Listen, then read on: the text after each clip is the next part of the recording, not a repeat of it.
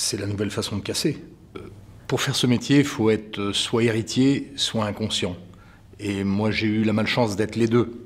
Je pense que quand on démarre quelque chose, si on savait ce qui nous attend, je ne sais pas si on ne ferait pas demi-tour. On joue quand même un rôle social important et en même temps, on protège l'environnement. C'est-à-dire qu'on respecte le Grenelle de l'environnement par le fait de réutiliser ces pièces, il n'y a pas besoin de les fabriquer. Donc la pièce d'occasion, effectivement, ils viennent chez nous pour avoir un prix. Aujourd'hui, on apporte en plus du prix une qualité et une garantie. On a un métier un peu social, étant donné, évidemment, tout le monde ne peut pas rouler en Mercedes, BMW. Alors avec les acteurs publics locaux, on essaye effectivement de montrer qu'on est là. De plus en plus, ils nous écoutent.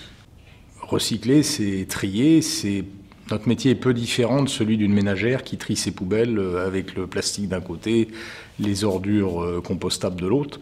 Donc nous, quand on a un véhicule, il faut trier tous les composants pour valoriser au mieux par le recyclage, par la valorisation énergétique, par la réutilisation. Je crois que les consommateurs qui viennent dans nos entreprises ont changé aussi. Ils viennent, ils savent un petit peu ce qu'ils veulent, quelquefois quand même. Ils connaissent un peu le produit, leur voiture. Au moins une dizaine d'années qu'on a pris conscience qu'il faut tout recycler différemment. Cela nous a permis d'être reconnus et d'être vraiment un maillon actif dans la filière automobile. Les véhicules sont montés d'une certaine façon par les constructeurs, mais il faut que nous on les déconstruise de la même façon, mais dans l'autre sens, avec les mêmes cahiers des charges. Nous sommes aujourd'hui des entreprises qui sommes agréées, reconnues d'utilité publique. Et d'ailleurs, la preuve en est, c'est que lorsque vous demandez un renseignement au niveau de la préfecture, vous renvoie dans nos entreprises. Donc déjà, ils sont guidés, les gens, et qui sentent l'esprit de confiance. Que ce ne soit pas la casse à 8 000 comme il y a 85 ans. Beaucoup des gens que vous allez rencontrer pendant cette célébration des 50 ans sont des gens qui ne peuvent plus quitter le métier.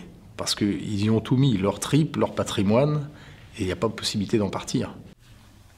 Et une reconnaissance auprès à l'époque c'était des DRIR, maintenant c'est des DREAL, et de nos préfectures, les services de carte grise aussi.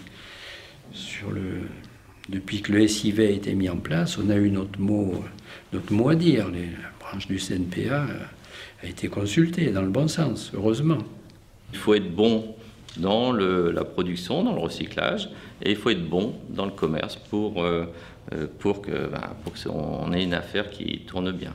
Je crois que c'est un métier de passion. On peut tout imaginer, tout construire soi-même, rêver de faire évoluer le métier ou l'entreprise comme on le souhaite.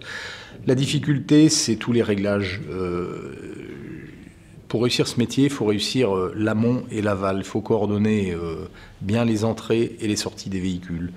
Quand on recycle une voiture un peu d'exception, on a toujours des matières un peu plus nobles. Pour moi, la plus grande victoire, effectivement, c'est de reconnaître la pièce de réemploi par un décret. La pièce de réemploi reste, dans notre secteur également, une pièce qui est moins chère que la pièce neuve et qui propose, pour une grande partie d'entre elles, les mêmes caractéristiques. Et ça, c'est un argument majeur pour convaincre nos clients.